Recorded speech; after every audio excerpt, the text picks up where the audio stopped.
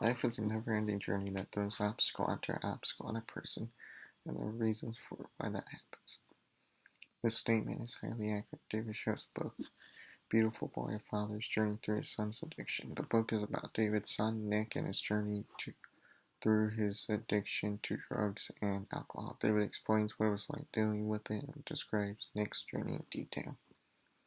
Ultimately, Nick experiences a lot during his difficulty dealing with addiction, and there are lessons learned from both Nick and David through his journey.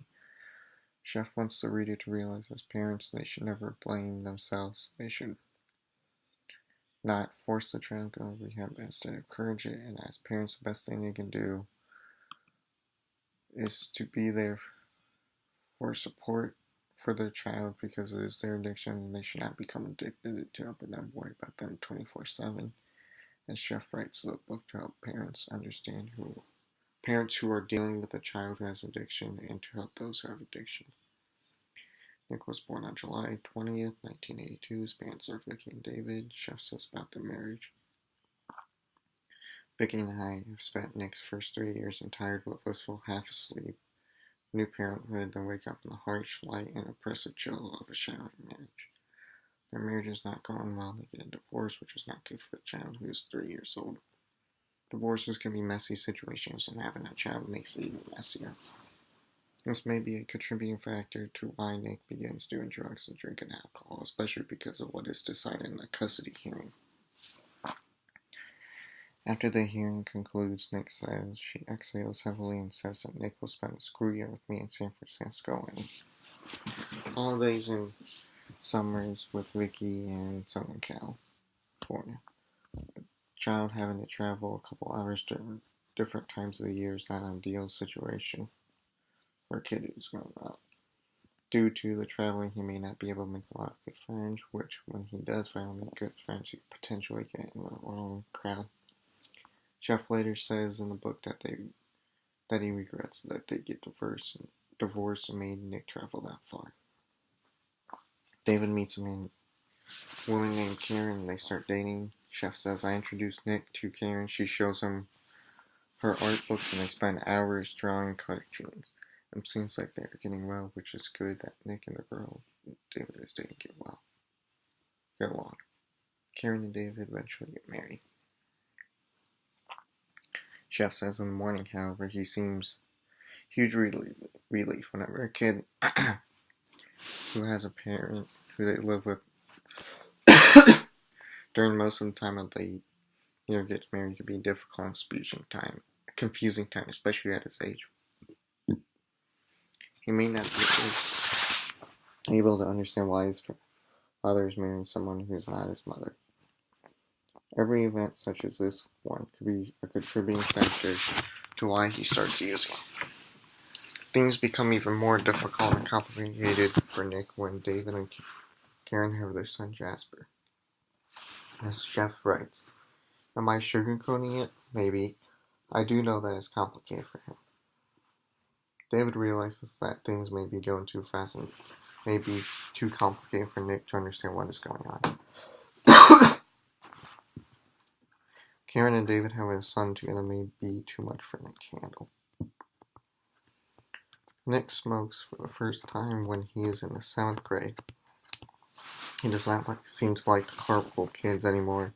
Instead, he hangs out with new friends. Those new friends are people who he smokes with for the first time. People start to act like who they are friends with and sometimes behave like their friends. That is the case with Nick.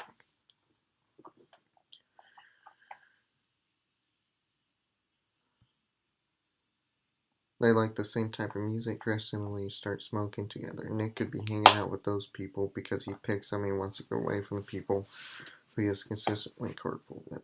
Then, for the first time, Nick smokes and uses drugs. He begins to do it more and more. He lies about it to his father and tries to hide it.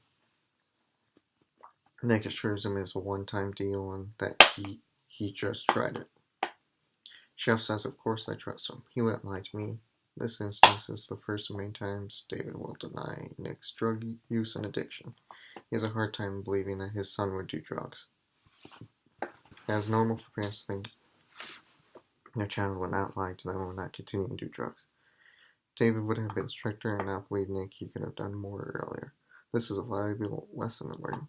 Nick uses more and more and he is only 12. At an early age, it could have been easier to stop and prevent.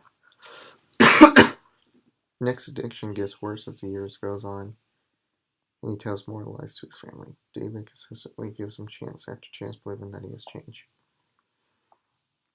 Jeff realizes that it's his fault and says, "Finally, someone has said it. So it is my fault that Nick has been increasingly swollen and shadowy and taking drugs is now lying and stealing. I was too lenient." David realized that he was too easy and lenient with Nick and his addiction. He wishes he would have done more to help prevent his addiction.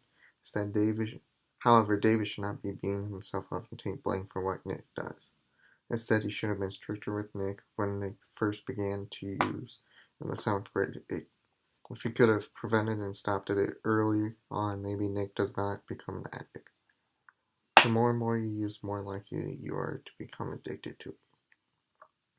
David regrets keeping Nick's addiction a secret. Chef says, "I have learned how much it helps to talk about my son's addiction and reflect on it and hear and read other stories. If he would have talked more about it, he also could have had the family intervene at an early enough age that Nick could have taken going into rehab more seriously. Nick goes in and out of rehab and thinks that he does not need help. He can stop using by himself. He does not realize how addiction will run his life when he is not using, and that just one rehab will lead him to use more dangerous drugs. The biggest lesson that David learns is he should not blame himself for Nick's addiction and not be addicted to Nick's addiction. Chef says, "My addiction to his addiction has not served Nick or me or anyone around me." David realized that he should be there for Nick, give him information, that's all he can do. Nick realizes he has to make a plan to get better because he causes his siblings, parents, and step-parents so much pain. They have to let it be Nick's recovery. They just have to support him and love him. Nick starts writing so he can help those who experience similar things to him. Chef writes this book so he can help give advice to both parents and the person who's becoming an addict. Both Nick and his father want to help people in similar situations.